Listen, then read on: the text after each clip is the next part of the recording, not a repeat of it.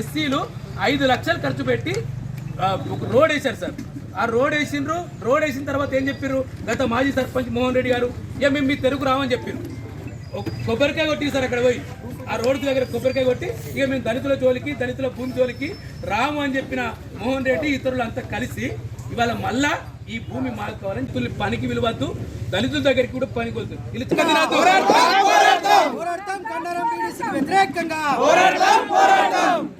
బాధితులకు న్యాయం జరిగేంత వరకు రద్దు చేయాలి గన్నారం వీడీసీని వెంటనే.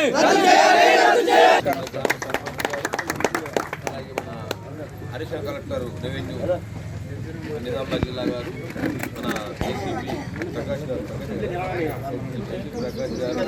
కొంత మహిళలతో మన అందరూ మరి మన డిఎస్పీఓ గారు, డిడబ్ల్యూఓ గారు, డిఎస్సీ కార్పొరేషన్ గారికి, అలాగే మా యొక్క గౌరవ సభ్యులు ఎస్సీఎస్ కమిటీ సభ్యులు రాంబాబు నాయక్ గారు, ఆర్టీఓ గారు, ట్రైనీ ఆర్టీఓ గారు, మా బంగారు సాయి గారు, శంకర్ గారు, మీ అందరి దళిత సంఘాల సోదరులకు అందరికీ, మిగతా కార్యక్రమంలో పాల్గొన్నటువంటి ప్రభుత్వ అధికారులకు అందరికీ, మా టీఎస్సీ గారికి అందరికీ కూడా నా యొక్క జైభీములు నమస్కారం. ముఖ్యంగా ఈరోజు గన్నరం గ్రామానికి రావడం జరిగింది. నేను గతంలో కూడా నిజామాబాద్ జిల్లాకు వచ్చినప్పుడు కూడా మరి సిపి గారికి కలెక్టర్ గారికి స్ట్రిక్ట్గా ఇన్స్ట్రక్షన్ ఇచ్చిన, ఆ రోజు డైరెక్షన్ కూడా ఇచ్చిన. ఈ యొక్క వీడీసీల ఆగడాలు స్థానిక తహసీల్దార్ గారికి మరి వీడీసీల ఆగడాలు చాలా మెచ్చిపోతున్నాయి. వాళ్ళు లక్ష్మణ్ రేఖ దాటుతూ ఉన్నారు, మరి రాజ్యాంగేత శక్తిగా మారుతూ ఉన్నారు. ఇది ప్రజాస్వామ్యంలో కరెక్ట్ కాదు. గ్రామంలో సర్పంచ్ ఉంటాడు, వార్డు మెంబర్లు ఉంటారు, ఎంపీటీస్ ఉంటాడు, జెడ్పీటీస్ ఉంటాడు, ఎమ్మెల్యే ఉంటాడు, ఎంపీ ఉంటాడు. మరి మన ప్రజాస్వామ్య దేశంలో మరి డిక్టేటర్షిప్ అనేది కరెక్ట్ కాదు అని నేను ఖచ్చితంగా చెప్పిన, నిర్వహించాలని చెప్పిన. మరి మళ్ళీ కూడా ఈరోజు నేను సిపి గారితో మాట్లాడతా, కలెక్టర్ గారితో మాట్లాడతా, ఈ విషయం సీరియస్ తీసుకుంటానని చెప్పి కూడా నేను సందర్భంగా తెలియజేస్తూ ఉన్నాను. ముఖ్యంగా 13వ తారీఖు నాడు కూడా మరి గౌరవ ముఖ్యమంత్రి గారితో మా ఏసీపీ గారికి కలెక్టర్గా తెలిసి ఉంటుంది, వాళ్ళంతా సోషల్ మీడియా చూసుకుంటారు. నేషనల్ కమిషన్ చైర్మన్ వచ్చినప్పుడు కూడా మేమంతా పాల్గొన్నాం. ముఖ్యమంత్రి గారి దగ్గర 2 గంటల సేపు రివ్యూ చేసినాం. ఎస్సీస్ట సమగ్ర అభివృద్ధి ఏంది, ఏం కేసులు ఏ విధంగా ఉన్నాయి. మన డీజీపీ ఆనంద్ గారు పాల్గొన్న కార్యక్రమంలో చీఫ్ సెక్రటరీ గారు అందరూ పాల్గొన్నాం, ముఖ్యమంత్రితో సహా అందరం.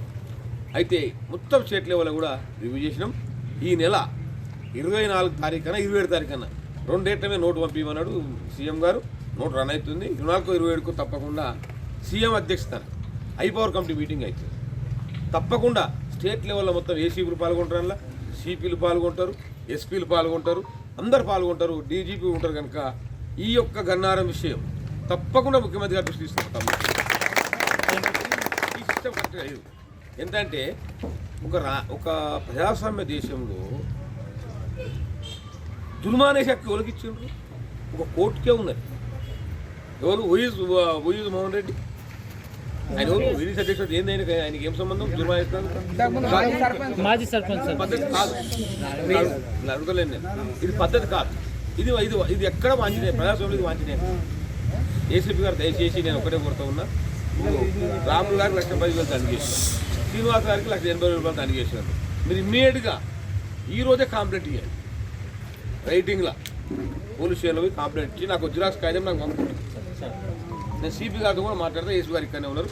తప్పకుండా వాళ్ళ మీద జుర్మానా చేసి తీసుకున్నది ఎవిడెన్స్ మీద ఇయ్యండి, ఎంక్వైరీ చేస్తారు, తప్పకుండా నాకు న్యాయం చేస్తారు.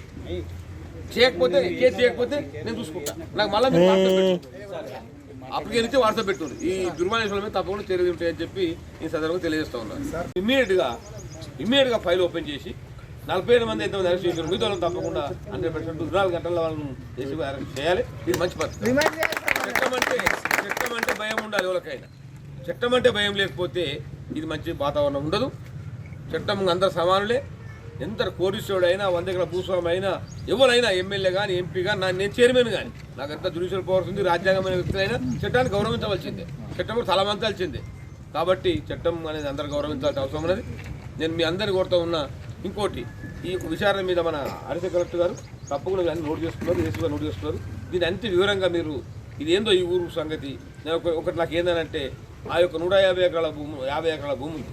అసలు నెంబర్ తహసీల్దార్ మీకు చెప్పిన, మీరు ఇమీడియట్గా వారం వరకు నాకు ఎంజాయ్మెంట్ సర్వే చేసి ఆ సర్వే నెంబర్ మొత్తం ప్రభుత్వ భూమిలో ఎంతమంది యాక్చువల్గా మనము పాస్బుక్లు వచ్చినాయి, ఎంతమంది కల్టివేషన్లో ఉన్నారు, ఎంతమంది ఎంక్రోచ్మెంట్ అయ్యింది, వాళ్ళ వివరాలు కూడా క్యాస్ట్ వైజ్ బ్రేకప్తో సహా మొత్తం టోటల్ రిపోర్ట్ మాకు 1 వీక్ వరకు మీరు ఇచ్చేస్తే నేను దానిలో ఏం చేస్తానంటే దాన్ని నేను నాకు చూసి మా దగ్గర కూడా మాకు ఐఏఎస్ ఆఫీసర్ ఉంటారు సెక్రటరీ గారు, మా దగ్గర ఆర్డీఓ క్యాడర్ ఉంటారు, ఆర్డీఓ క్యాడర్ ముగ్గురు ఉంటారు, మా ఆఫీస్లో తహసీల్దార్ క్యాడర్ 45 ఉంటారు.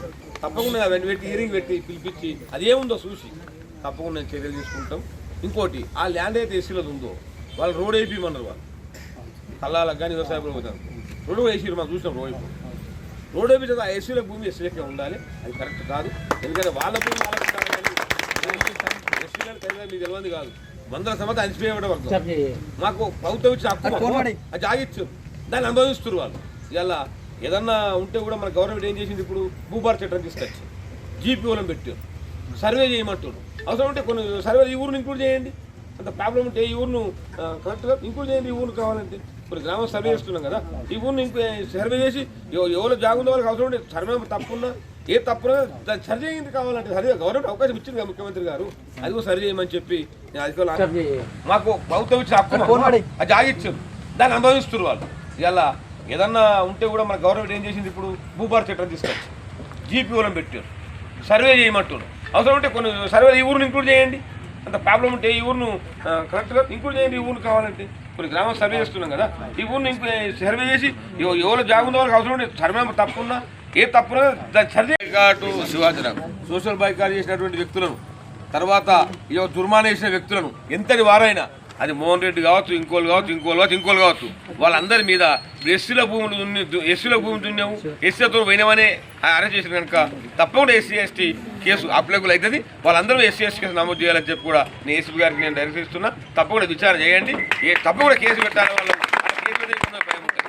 నేను డిఓ గారికి నేను చెప్తున్నా, అమ్మాయి ఇప్పుడు మీరు ఏం చేయాలంటే ఈ ఊరు ఇటువంటి వాతావరణం ఉన్న ఊరే 10 నెలల మంది యాక్చువల్గా మనము పాస్బుక్లు వచ్చినాయి, ఎంతమంది కల్టివేషన్లో ఉన్నారు, ఎంతమంది ఎంక్రోచ్మెంట్ అయ్యింది, వాళ్ళ వివరాలు కూడా క్యాస్ట్ వైజ్ బ్రేకప్తో సహా మొత్తం టోటల్ రిపోర్ట్ మాకు 1 వీక్ వరకు మీరు ఇచ్చేస్తే నేను దానిలో ఏం చేస్తానంటే దాన్ని నేను నాకు చూసి మా దగ్గర కూడా మాకు ఐఏఎస్ ఆఫీసర్ ఉంటారు సెక్రటరీ గారు, మా దగ్గర ఆర్డీఓ క్యాడర్ ఉంటారు, ఆర్డీఓ క్యాడర్ ముగ్గురు ఉంటారు, మా ఆఫీస్లో తహసీల్దార్ క్యాడర్ 45 ఉంటారు. తప్పకుండా అవన్నీ పెట్టి హీరింగ్ పెట్టి పిలిపించి అది ఏముందో చూసి తప్పకుండా నేను చర్యలు తీసుకుంటాం. ఇంకోటి ఆ ల్యాండ్ అయితే ఎస్సీలో ఉందో వాళ్ళు రోడ్ వేయించమన్నారు, వాళ్ళు కల్లాలకు కానీ వ్యవసాయ పోతారు రోడ్డు వేసి మనం చూసినాం. రోడ్ వేయించదు ఆ ఎస్సీల భూమి ఎస్సీలకే ఉండాలి, అది కరెక్ట్ కాదు. ఎందుకంటే వాళ్ళ భూమి వాళ్ళకి నేను అధికారులు ఆదేశిస్తూ ఉన్నా. ఇంకా ముఖ్యంగా ఈ సమస్య మీద మీరు ఎవరు ఆందోళన చెందవలసిన అవసరం లేదు.